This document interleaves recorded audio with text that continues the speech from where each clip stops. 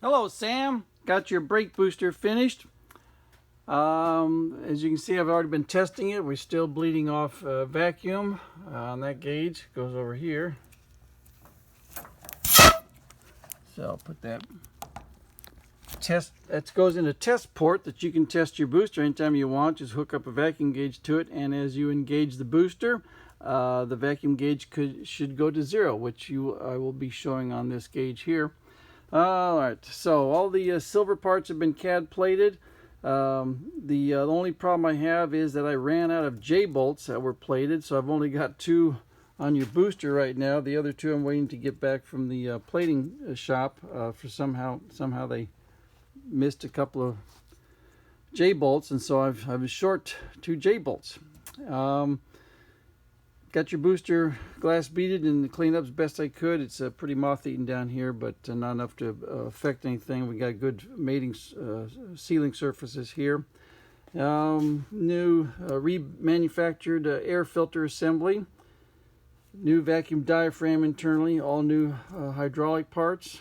Got a good booster. I rebuilt your vacuum check valve. These are my parts here for testing. So what we got, what you're going to see here, both of these gauges, this is vacuum, and both gauges are going to go read what vacuum is supplied by the vacuum pump on my tester. And then as the booster is engaged, this vacuum gauge will stay steady, and this one's going to go down to 0 when the booster is fully activated. Over here on the hydraulic side, okay, and remember, this is the input. Down here's the input. Here's the output. So on the input side, both of these gauges are tied together, and in fact, it's still reading some pressure. I'm going to release the pressure. All right, now we'll start over. Both gauges tied together. This gauge goes up, maxes out, and this gauge reads final input pressure as supplied by the master cylinder on the test machine. Output, again, both gauges are tied together. This gauge is going to go up and max out, and this is going to read final output pressure.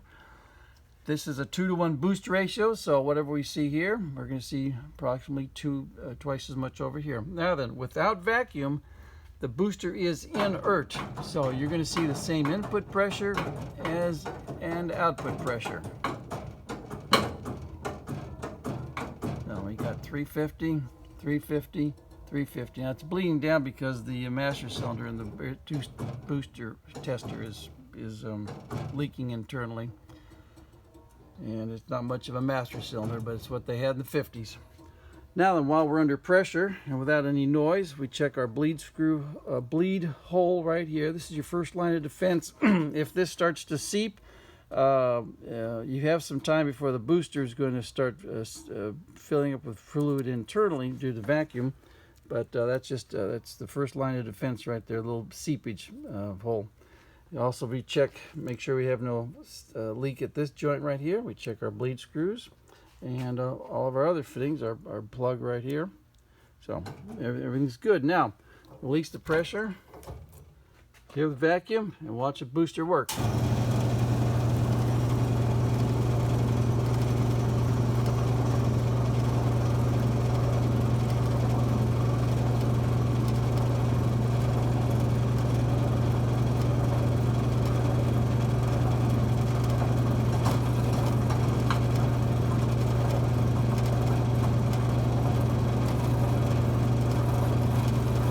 We go down to 0.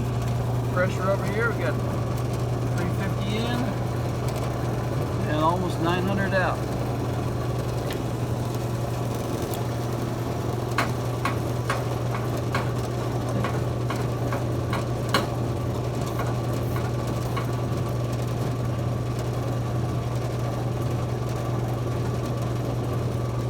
While we're under pressure, we check again for leaks.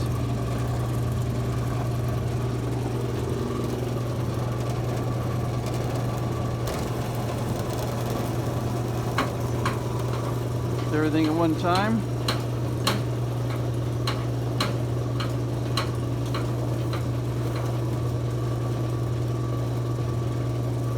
Exceptional vacuum over here, pretty amazing.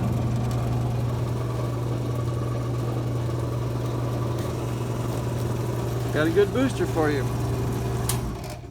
Oh, now I can hold the booster and wait till the other J-bolts get back from the plating shop, or send you the booster, and then you can install the J-bolts at your convenience. I'll have to discuss it with you. Anyway, got a good booster for you. Thank you for sending it.